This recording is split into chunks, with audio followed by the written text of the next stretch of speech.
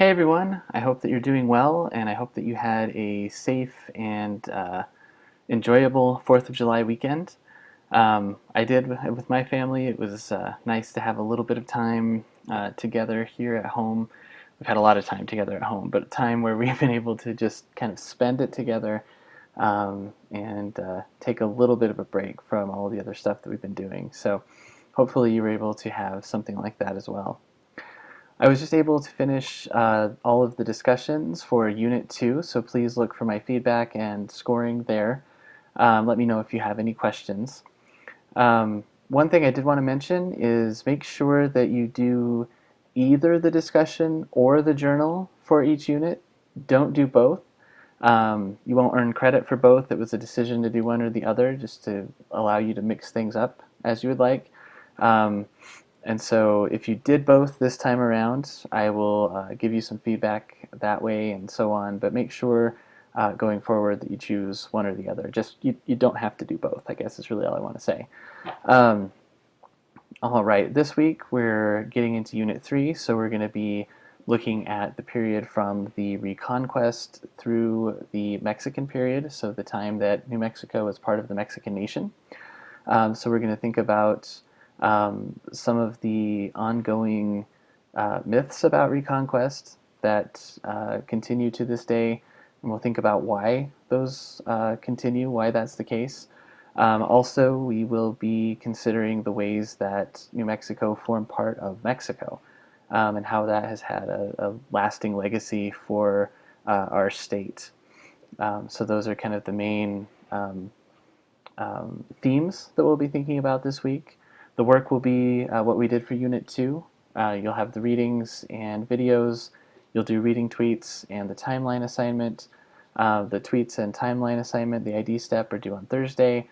Then you will have the connection step and the journal or discussion, depending on which of those two you choose, due on Sunday. I did want to make a few remarks about the Unit 2 discussion, the Oñate discussion. That is very fresh and relevant to what is happening currently in our communities across New Mexico, not just in and around Española and Alcalde, but here in Albuquerque, Rio Rancho, and elsewhere across the state. Um, One of the things that many of us didn't delve into as much in the letters that we wrote for to the county manager, I should say, of Rio Arriba County for that particular assignment was the piece about explaining what statues are for. There were a few of us who did, but that is key to thinking about these issues because it's really easy for us to think about statues as representing and being a way that we understand the past, and that can be true. But it's also important to know that if Oñate had no statues, we would still know about Oñate. We would still study him. We would talk about him in this class. We don't study him because he has a statue. Instead, the statues that we're talking about have a unique history unto themselves. They're not as old as the events that we're talking about with Juan de Oñate, with his colonization in 1598 and with the Acoma massacre of 1599. Um, those things are over 400 years in the past. The statue, though, was created in 1998. And we heard about that a little bit if you were able to listen to the 99% Invisible podcast. There's an updated version of that podcast, so you should go to their site and check that out. I'll be updating that for next semester's class.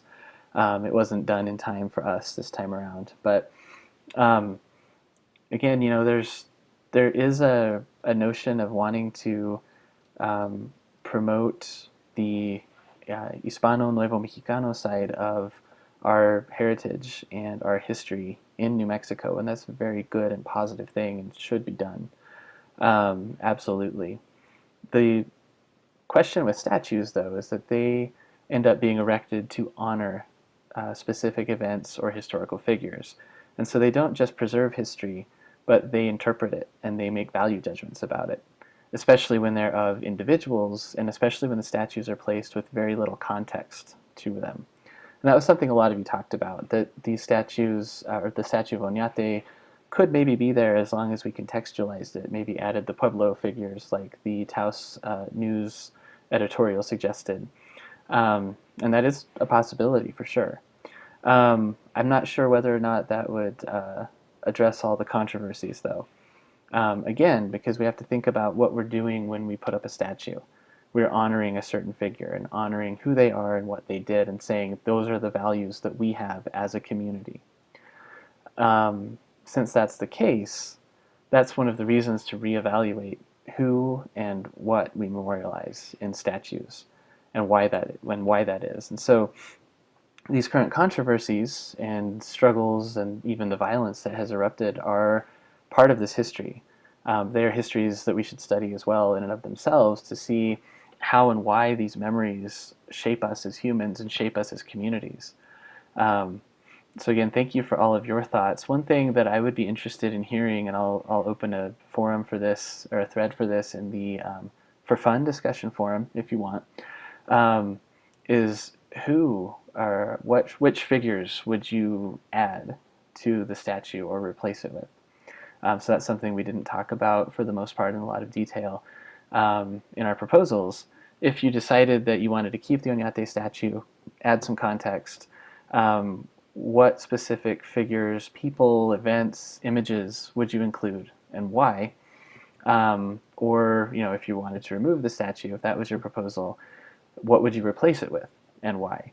Also, there's this idea of thinking about how we study the past and how we learn about it. We're in a history class right now. We're working with textbooks. We're working with some primary documents and other kinds of sources as well. Those are ways we study the past in this class, and that's the way that historians learn history. That's how we know what we know about the past. Um, but I guess thinking more about the public and historical memory, the different kinds of histories that are shown in monuments and statues at times, um, how do those influence what we know about the past?